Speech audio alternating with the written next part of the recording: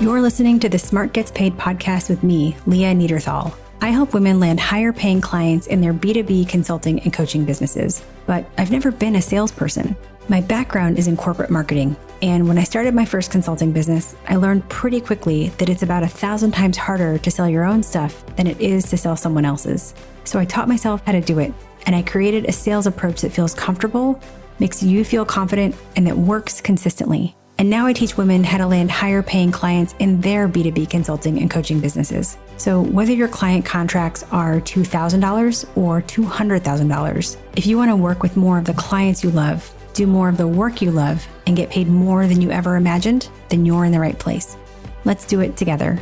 Welcome to Smart Gets Paid. Hey there, Leah here, and welcome to this episode of the Smart Gets Paid podcast. Thanks so much for joining me today. So over here, it's an exciting week for my team and me because we are getting ready to start a new class of my program, Signed. Signed is my program where you learn how to land more clients and higher paying clients in your B2B consulting, coaching, or service-based business, even if you've never sold before, and even if you hate the sales part. Of course, I'd be remiss if I didn't mention that you can learn more about Signed at smartgetspaid.com/signed. But for this class, which is starting on August 23rd, it actually wasn't originally going to start on August 23rd. It was actually supposed to start on August 3rd. We moved it to August 23rd. And we did that because a few weeks before we made that decision, I realized that I was just burned out, like totally depleted. And I know a lot of you are feeling this way after, the year and a half plus that we've had, and we are still very much in right now. And around that time also, my wife and I were in the middle of a renovation, and my business was going through some pretty significant changes, and we have a toddler, all of that. It was just a lot. And I've been talking about this a lot on my newsletter and my LinkedIn. If we're not connected on LinkedIn, take a second, just go to LinkedIn and connect with me. If you want to subscribe to my newsletter, go to smartgetspaid.com/future, and you can get notified of all the things coming up. But all of this was just a lot. And I really didn't feel like I could bring my best energy to my students who were starting this class if we started on August 3rd. So my team and I, we decided to move it. And that was actually a tough decision to make, but it was absolutely the right decision. And, of course, we reached out to everyone who had already signed up and we explained it. And I have to say, everyone was so understanding. And over the weeks between when I made that announcement and now, I've spent that time really trying to restore myself, right? I think there are kind of a few phases of burnout. There's identifying burnout, which I had done, but even that was hard because, burnout is really tricky. It's kind of sneaky because as total high-performing overachiever type A people, we first sort of blame ourselves. It's some sort of failing, we can't get it together or whatever. Burnout can be kind of sneaky. So identifying it, the first step. And then there's restoring, and then there's preventing. And I have spent the past few weeks restoring, right? Kind of repairing. This is the stuff I've been talking about on LinkedIn and in my newsletter around things I've done to sort of restore. I've been closing tabs in my life. Who knew that a web browser would be an appropriate metaphor for life, but you just have to close some tabs. And I've been unplugging and spending time outside. And I told a story on my LinkedIn, something I had learned from a friend of mine when I had gone through another difficult time. And at that time, she told me to write down 10 things that I love to do and then just go do them. And so I've been doing that. I love cycling, so going on a lot of long bike rides and seeing some old friends, which I've been able to do. And that's really helped. I feel so much more refreshed, more restored. And there's actually one thing that happened this week that honestly helped more than anything, which was just such a huge surprise. But before I even mention that, I don't want to ignore the preventing part of burnout because you can sort of repair burnout, but you have to also prevent burnout in the future. But as a consultant or a coach or a service provider, I believe that you can't truly prevent burnout in the future without getting paid a lot more for the same work or even less work so that you can make the money that you want to make and still have lots of time for yourself. And I'm not going to totally get into that here. That's actually what we cover in Signed. But I just want to acknowledge that there's the repair part and then there's also the preventing part, right? But this week, something happened to repair and restore, which I just have to share with you because it was actually really amusing and happened completely by accident. So the thing that has repaired me, restored me, refreshed me more than honestly anything in the past few weeks was that, and don't laugh at me, but I went to Target by myself in the evening and I had one thing to get and there was like 2 hours to close. And I just like hung out in Target. So let me just set the scene here. So like a lot of us, we're living and working in the same place. And my wife is also living and working, of course, in the same place. And we have our toddler and the nanny. And like, I'm so rarely ever alone. And secondly, going to Target is actually a treat. I've been living in Brooklyn and going to a city Target is like a hassle. And so, you just never go. Where we live now, there's one like 30 minutes away. So the other night we needed diapers and I was like, well, I'll just go to Target. It's like 8 p.m. And so I get in the car, I turn on a podcast, I drive a half an hour or so to Target. I'm in Target. I don't have my son. I don't have anybody with me. I have one thing to get. And I just start sort of milling about Target, like picking up a few random things here and there and putting it in my cart. And I texted a friend of mine who's also a mom of a young child. And I was like, hey, don't be jealous, but I'm at Target all by myself. And she actually wrote back and we jumped on the phone. So then I'm like milling about Target on the phone. So I end up buying my items, getting back in the car, listening to another podcast. And actually I like drove about 5 minutes longer, just around the block just to finish the series and walked in and felt as if I had been at a day spa for like a week. It was so unbelievable how actually refreshed I felt doing something so mundane, but without responsibilities, right? Without people. I'm a total introvert. And so having that alone time was important. Just doing something that felt like I was doing just regular adulting without a time crunch. So anyway, I'm still sort of laughing at it that even with closing all the tabs and, unplugging and bike rides and friends, a random trip to Target has left me feeling so refreshed. So I'm feeling a lot better this week. If you're listening to this, I hope you also have the opportunity to do something that refreshes you too. And who knows, it might be something totally surprising.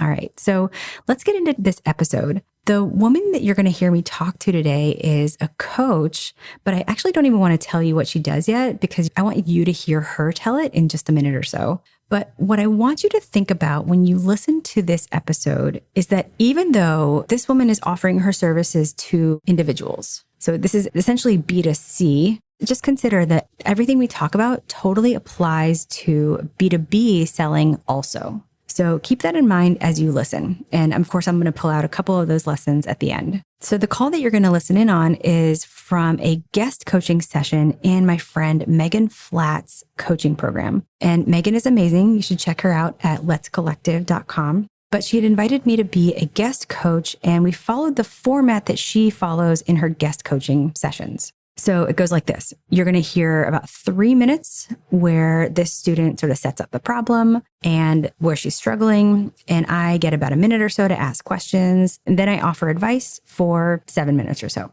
So I want to send out a huge thank you to Megan and her student for allowing me to share this conversation with you. So take a listen. And at the end, I'll pull out a lesson or two that you can apply to your business. So what I do is work with women, well, moms mainly, who's I've been working with who are super stressed and they're using alcohol to help cope. And so currently I'm doing a 3-month program with them, 12-week program with them, which 1 week is one-on-one. 1 week we do group coaching. And then I have check-ins twice a week with them also. And the insane thing, and Megan knows this, is I haven't advertised this. Like I have my page for them to go to buy it, but everything that I've done has been word of mouth. But I know that well is going to dry up at some point, but I've had the reward of it. Like I just booked 2 more people. I have 11 people now signed up. So I think that's where I'm struggling with, like, I'm having this reward without having to this sounds terrible. I'm having to work to get people, but do you know what I mean? I'm not having to like advertise and do all this things that I feel like I should be doing. So I think that's where I'm struggling, if that makes sense. And sometimes then too, where if it's word of mouth, it's been coming from like friends and that, so that it's people who kind of have an idea they have this problem, they're turning to alcohol and that to help them. But I feel like there's another space to reach of people who maybe don't realize that that's what they're doing it, and figuring out how to reach them, to get them started on that process. I don't know. I feel like I'm just talking and I don't not. No, this is all great. Is there anything else you want to say about sort of how you've gotten clients in the past? My coaching business has grown truly on word of mouth, like one person after another, friends, this person, that person, this person. Oh, you really need to talk to. Oh, she's really great. And then like we connect and we move on. And I mean, I just had it happen to 2 more people in the last 2 days, which I'm completely grateful for, but I am fully aware that that is not maybe sustainable. So I know that. And I think then I start panicking. So how long have you been doing this work in this current form, like with this business? With working with the people I'm working with for about a year. Okay. What's the cost of your program? $18.95. And how long is it? 12 weeks. So this is really just more clarification for myself. But if somebody were to ask you, how is this different than AA? Mm-hmm. What would your answer be? I would say that I am not a replacement for AA, that I totally support if you feel that you need that too, because community is a huge thing for me and AA works for me. This helps them it like catches them before they maybe hit that stereotypical rock bottom is from. That's not necessarily what I say to them, but I'm like, this is to help you learn tools and have that one-on-one attention that you may need. And it also helps to, bring a group weekly. It helps with the accountability, which AA can help with too, with sponsorship. However, what we also do is we touch more specifically on relationships, where AA sponsor is geared to work through this 12 steps. We also work on like helping them empower themselves and their relationships and learning skills to like be able to ask for help and those types of things. Mm-hmm. That's great. I think part of, especially as you broaden out, part of what you're going to have to pre-address is how this is different.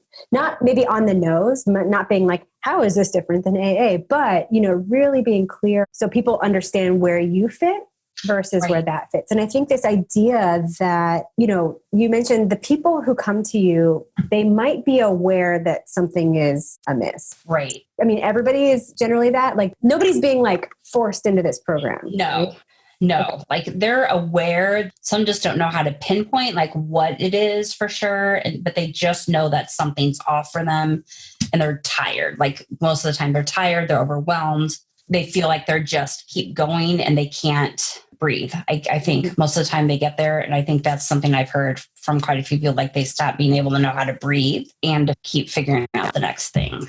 Like it's what they're using as their getaway from whatever is going on. Yeah. Correct me if I'm wrong. One of the differentiators in my mind is that maybe when people kind of going with AA too, is it seems like sometimes when people come to you, they're not sure if they really have a problem with this. Right. Which is where when they decide to go to AA, they're like, oh my gosh, I have to get sober. Whereas maybe when they come to you, they want to still be able to drink, but like, oh, I need to cut back on my drinking, or I need to get it under control. At least that's kind of their thought when they come. Yeah, that's true too. Yes. Yeah, because people might not see themselves as having an addiction, right? But they know that there's probably some stuff they need to get under control. So I think just to give all of this a wrapper, when your business is built on word of mouth, I keep hearing you say like, I really need to do other stuff, right? This is a perfect business for word of mouth and referrals because this is a conversation. This is like one friend telling another friend, listen, I don't know how to bring this up, but like I heard of this woman, right? Okay. So that's not to say they shouldn't do marketing. Right. But what this does, what we're doing right now, gives people the tools to have that conversation. Okay. So when we just talked on the last call about 90% of selling happens when you're not there. Right. And in order to have people sell on your behalf, they have to be comfortable and able to talk about what you do in the terms that you want. Right. If somebody says, as an addiction consultant, it doesn't help them ask their spouse for $1,800. Right. Right. Okay. So all we're doing is giving our people the tools to refer us. Okay. That's good. So I think having some language that does this is going to be really important to you. Continuing on the AA thing, I think this idea that you have lived this life, right? You are in recovery. It is a process and it is forever, right? Yes. And so because you know this intimately, you can talk to people like you are one of them because you are, right? You know them better than they might even know themselves. Right. So, something like using that as an entry point to maybe differentiate yourself. So for example, the phrase I wrote down was, we all know, or maybe I know from experience, that there's more to living a healthy life than just not drinking alcohol. Right. Oh, yeah. AA addresses the alcohol part. Right. But there's a whole life part. Yes. Which is what I focus on. Totally. But having something like that, play around with that and, get to a place where it's comfortable, because when you give that to somebody, that phrase, they can take that to their conversation, right? They can take it to their friend or their family member who's like, listen, I don't even want to go to AA. It's like, this isn't the AA part. This is the life part. Okay. Right? So the other thing is all about, when you talk about like arming people with the tools, I'm going to back it up. You work with and who are using alcohol to cope. Okay. That statement really illustrates the problem, but I wanted to go one more step to illustrate like a promise. Okay. Right. You've stopped with the problem. Right. I help women who are feeling stressed and are using alcohol to cope. And I teach them tools to blank, right? XYZ. On my website, I used to have, so being a sales coach, right? I used to have like the headline on my website, this is years ago, used to say, selling doesn't have to suck. And a coach that I really admire told me, she's like, that's true. Selling doesn't have to suck, but what is the promise here? Right. Okay. Okay. When you do that, you give people a phrase that they can take into their conversations. Right. Okay. So what is that promise? I knew you were going to ask me that next. So I teach tools to help them have healthy relationships with their family and friends. I teach them to be able to start setting boundaries, to noticing triggers when they start to feel stressed. I'm going to pause you for a second. Yeah. I think all of that is so valuable, but it's one step down from where we need to be. Okay. Okay. When you have a really strong sort of value statement, it earns you the right in people's attention to talk about things like relationships. Triggers. Right. That's true. So they're using alcohol to help cope. And I teach them strategies to, this is terrible, but like live their best life. Right. Again, terrible phrase. Without the crutch of alcohol. Okay. Okay. Do you see it? It's just like has this promise. And then you sort of earn the right to keep talking. Okay. You're in the exact place that I would expect you to be after a year. Because there are two phases of how clients will come to your business. There is the first year, which is like, I'm doing this thing. And then all the people who love you want to help spread the word. And maybe they want to work with you or they get referrals and all that stuff. And that is great. And it's really easy to be lulled into a sense of security with that, that it'll always be this easy to sell. You are sort of right at that transitional phase where you are looking up and saying, I don't think it will be this easy. Some people are caught flat-footed and they're like, oh shit, that's the moment that they find me because they realize they don't know how to sell. But you have the forethought to say, I see that this could dry up. Does that give you a little bit to work with? Yes, that helps a lot. Yeah. All right, so there's a lot here, and I just want to pull out a couple lessons that you can apply to your business. Because as I mentioned earlier, even though this is a B2C conversation, business to consumer, because she's selling to individuals, the things that we talk about in this call are really universal and can apply to B2B selling as well. But before I even go to that, I just want to actually call myself out for something I said in this call that as I was going through and editing just made me cringe. And I couldn't believe I said it. And it's when I said something about asking your spouse for $1,800. And the cringy part for me is just this idea that any woman would have to ask her spouse for permission or ask her spouse for money. It's just, I feel like the world's worst feminist, just sort of saying that in the call, as you heard. But what I was trying to say, and the larger point that, again, is just as applicable to B2C conversations as it is to B2B selling, is that every purchase decision has stakeholders.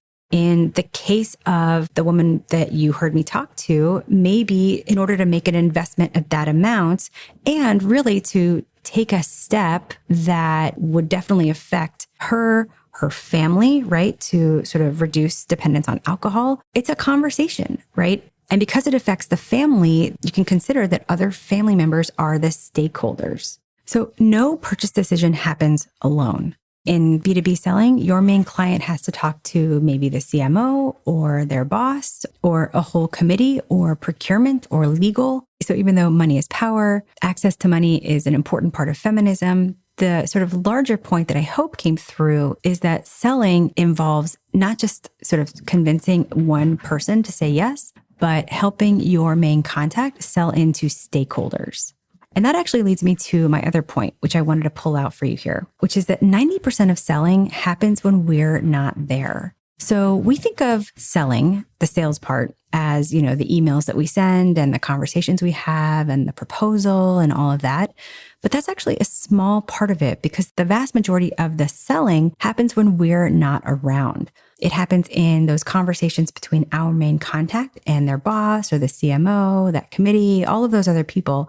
And those conversations happen over a long period of time. So knowing that 90% of the selling happens when we're not there, what can you do with that knowledge, right? Well, the first thing is it's important to understand and find out how purchase decisions are made in a company so that you can help your main contact actually navigate that process and navigate those conversations and essentially have them conduct the sales process for you. Because that's really what's happening. They're essentially doing the selling for you because you're not there, right? So consider that oftentimes selling isn't about selling to your main contact. It's really about helping your main contact sell in on your behalf. And to do that, you have to do great discovery in those early sales conversations to really understand how the company actually makes a purchase decision. If you want to learn a little bit more about that, I talk about that in the episode called Selling into Complex Companies. And once you have that information, then you can start to lead the client so that they can navigate that process inside their own company and help you get a yes.